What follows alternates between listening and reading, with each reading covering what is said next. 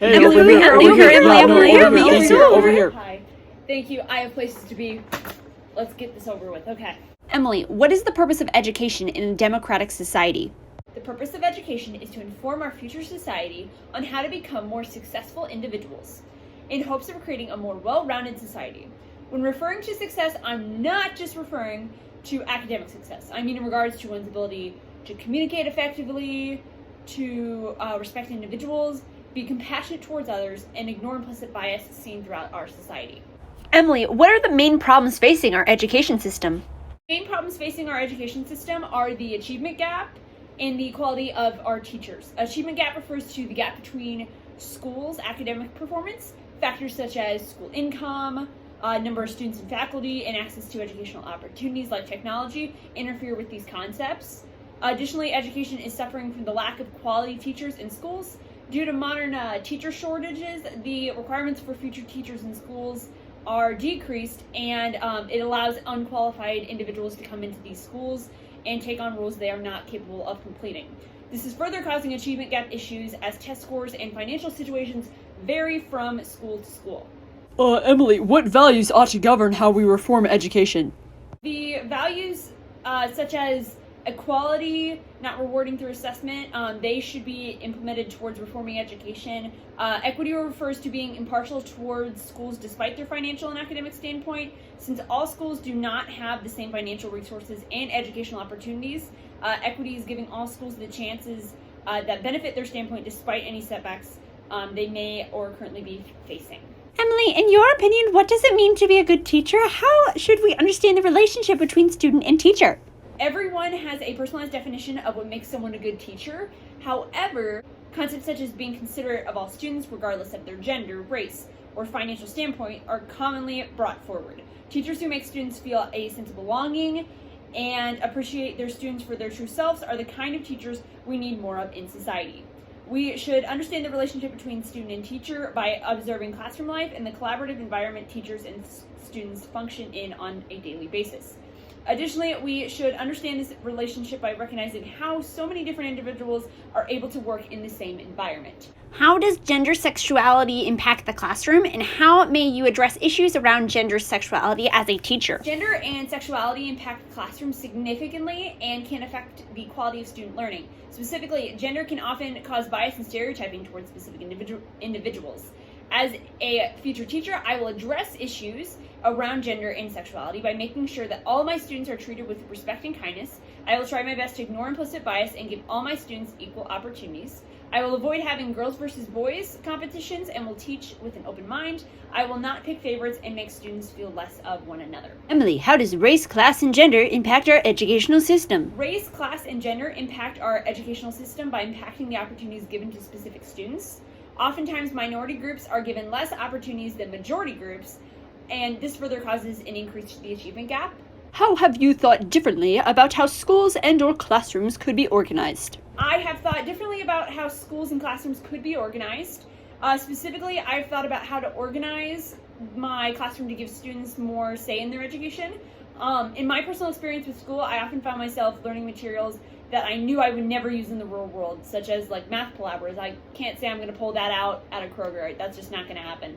And I want to give my future students the ability to pick and choose what they learn, and of course, obviously within the Indiana state standards. Additionally, I have thought differently about specific opportunities provided in different school districts. As a young student, I moved around a lot, and I went to a variety of school districts in different states. I recognize that some of the schools I went to were more fortunate than others. Additionally, I recognize that our modern education system is significantly broken, and it does not provide all students with equal opportunities. Finally, I have a deeper understanding of excessive testing in schools, and obviously I will not be enforcing such emphasis of tests in my future classroom. As someone who deals with massive test anxiety, it's just awful to display tests in that way of trying to measure student intelligence, and I recognize that tests are not an accurate display of child's complete knowledge and therefore should not determine the amount of opportunities provided to them. Emily, what have you learned, and how did you learn it? I've learned that I'm a very fortunate person. I know that sounds kind of weird, and I'm definitely not trying to brag or anything. I've just learned through our discussions of the achievement gap and the opportunities some students are not provided, that I'm incredibly fortunate to be able to attend a school where these resources are already provided to me. And I quickly realized that many students are not given opportunities, and this has to change. I've been constantly reminded throughout the duration of this class that I'm incredibly fortunate to have attended any of the schools I've been to, as they've been financially stable. I don't have to worry about the academic programs. I don't have to worry about the resources provided to me. And I think it's awful that schools and families have to deal with these problems. And oftentimes the things that I thought were so obvious within my high school education and other aspects of my education, I took these for granted, and learning about less fortunate schools made me realize that I had been taking them for granted. Emily, when have you learned, in what circumstances, and under what conditions? I learned when we had our sex education unit, specifically circumstances such as saying the word sex in class. It felt weird to me saying that, and it felt new, and this felt like I was saying forbidden content out loud. And conditions such as having plenty of sleep and not being stressed about external activities helped me learn best. I also learn best in the classroom, where I'm able to discuss my thoughts and clarify article content. However, I also learn well in the comfort of my own home, where I'm able to formulate my ideas. For dispositional outcomes, students will learn to work collaboratively with peers in an effective professional manner. Students need to learn to work with others in a respectful and kind manner. This is a necessity, as this will apply to everything they do in the future. Without them learning these skills, I fear that our future society will suffer from disrespect and inequality. Students should learn to read, write, and orally communicate at the collegiate level. I believe that students have the right to a quality education and definitely should learn principles of writing, reading, and oral communication. However, I do believe that not all students will need the same level or these skills when they start their future job or career in our society.